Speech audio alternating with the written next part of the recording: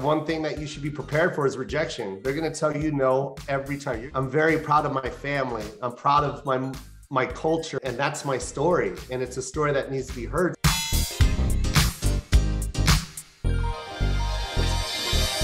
You're known as the funny guy, but who is Jo Koy? Who is Joseph when the cameras aren't rolling?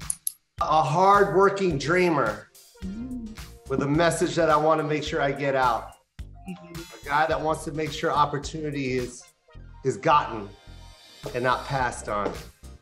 So I'll make it happen on my own, even when they say that it won't be able to be made. I'll make it. That part of you, that part that's a dreamer, would you say that that's the characteristic that you like most about yourself? I think so. No, I don't even think so. Yes, I love that about me. Like, you're going to tell me no, I'm going to show you why you should have said yes. Like, how would you show people? Like, how would they say yes to you? My first Netflix special, they said no to me. Really? Yeah, so I paid for it myself. I made it. That's not even a joke. Oh, really? They said no to me, and they passed on me. So I financed it myself with my own money. And I hired the camera crew, got my own director, edited it myself. Just before I shot it, they still said they didn't want it.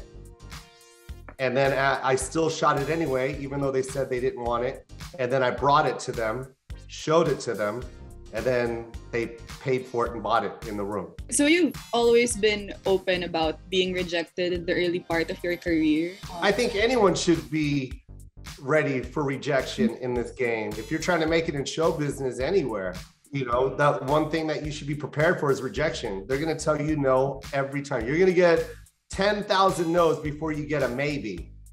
You're probably going to get 100,000 no's before you get a yes. And even that yes doesn't even guarantee anything. So was there ever a time when you wanted to quit or like find a more practical job? Yeah, 2016 when Netflix said no to me. Really? I wanted to quit. Yeah, because I started in 1989. Mm-hmm. So 1989 all the way to 2016. I don't even know how many years that is. It's 27 years.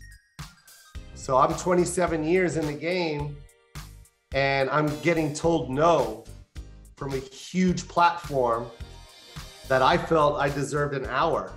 Because I felt I knew that my hour was incredible. I knew that it needed to be on that platform. And when they said no to me, I just was like, well, maybe I should just quit because I don't know what I'm doing now. Because I knew I was good. I knew I was great.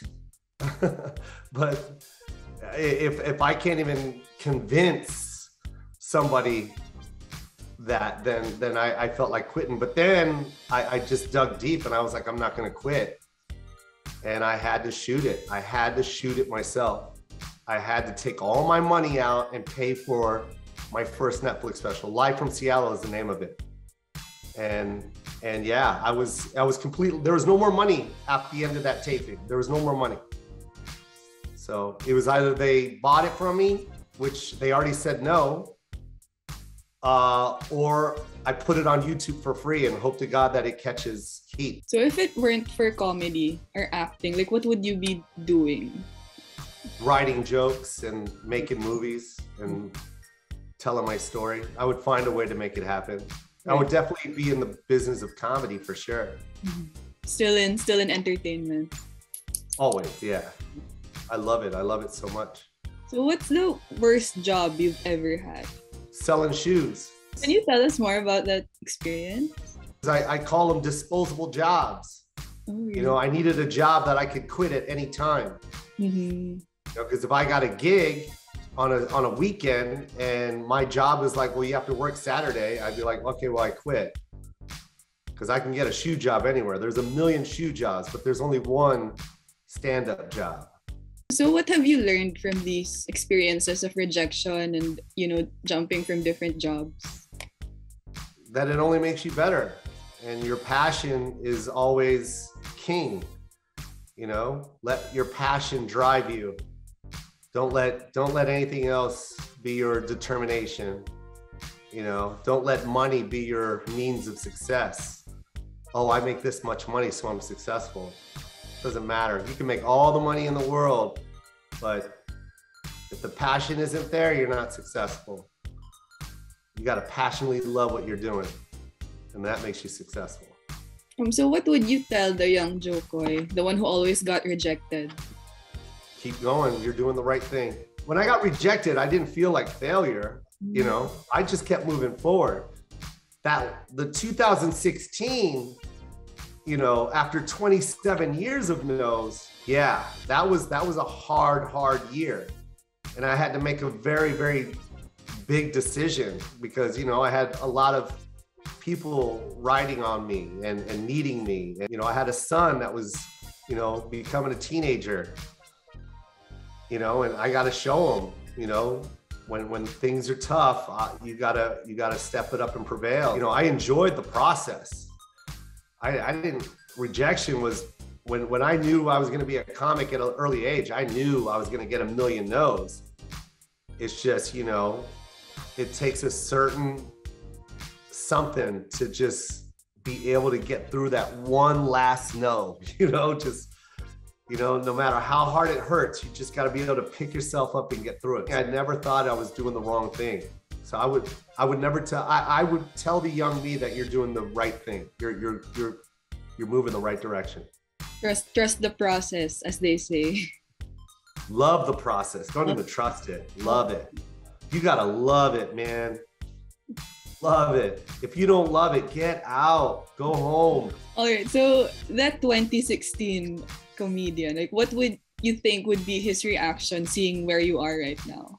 Successful movie, successful Netflix shows. Knew it from that minute. When I bet everything on Live from Seattle, I knew it. Because I knew that routine was just incredible. I knew that hour deserved to be on Netflix, and I knew it. I said to myself, once it gets on Netflix and people see it, it's a wrap. I just got to get it on Netflix. Even though they said no, I go, I'm getting it on there. It's going to be too good for them to deny. Because just because I shot it didn't mean they were going to buy it. Just because I was shooting it didn't mean like, oh, okay, we're going to buy it. Even when I had the cameras inside the theater, they called me 2 days before and said, hey, we heard you're shooting your special. We don't want it. That's what they said to me before I went on stage. So just because I shot it doesn't mean it was a guarantee. I could have just shot it and nothing would have happened. So I knew that this had to be the routine and I had to kill it. I had to kill this routine. It had to be undeniable. So now that you've achieved that, you're on Netflix. Netflix believes in you. Steven Spielberg believes in you. Lots of different younger artists also. How does it feel like to have all of the support and all of this? You know, how does it feel like to have so many people believe in you? Oh, I mean, I'm gonna tell my story no matter what. The story I tell is a personal, individual story. I'm proud. I'm very proud of my family. I'm proud of my culture. I'm proud of where my mother is from and where my sisters are from. And I want to talk about my family and where they come from. And that's my story. And it's a story that needs to be heard. So anyone that, you know, surrounds me and you know, and I mean like fans and everybody, like it just feels good. Because no matter what, I'm going to tell my story, you know? But the fact that there's people, you know, around the world that love it and gravitate towards it and hold it up high, you know, I love that, you know, because it's a story that needs to be heard. Not just mine, you know? I want everyone to hear our story. And when that happens, you find out that, oh, we're all the same eventually. You'll find out that we're all relatable, you know, that we only separate ourselves, but you realize that we're all the same. Family is family, no matter what ethnicity you are. Doesn't matter if you're from Puerto Rico or from the Philippines. A mom is a mom, and mom is going to be a mom no matter what, you know? So I always wanted to tell that story, and I'm so happy that people hold it up high. So speaking of telling that story, like what's something about you that most people would be surprised to know? You want to know a real good secret? The third special I shot called In His Elements, where I shot it in the Philippines, that was completely for free. Didn't get paid. So that third special should have been an hour special. I could have just shot my hour special, another hour of me on stage, but instead I was like, let's go to the Philippines. Let me bring Filipino American entertainers back to the Philippines and let them see the homeland, and let's get some Filipino entertainers that live in the Philippines and give them a shot to be on this platform and let them see, you know, and experience this worldwide on this other level, and just show, you know, just let me get 59 minutes to be able to show everything. Food, culture, what Filipinos look like, how talented we are, and just give us that one opportunity to shine that light. And that's all that was. So we had to route that in between my tour just to shoot that.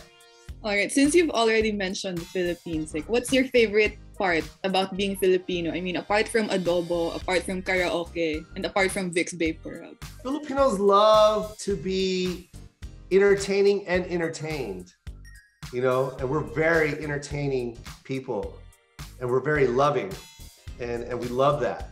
We love to be able to meet new people, whether, you know, you're the new person at work, you love to like bring food and socialize and entertain. And I love that. I get that from my mom's side. That's where I get this gift of entertainment. It's all from my mom's side. So, and it shows when you go to the Philippines, you just see how talented Filipinos are. It's pretty amazing, you know. I make jokes about it, but it's very true.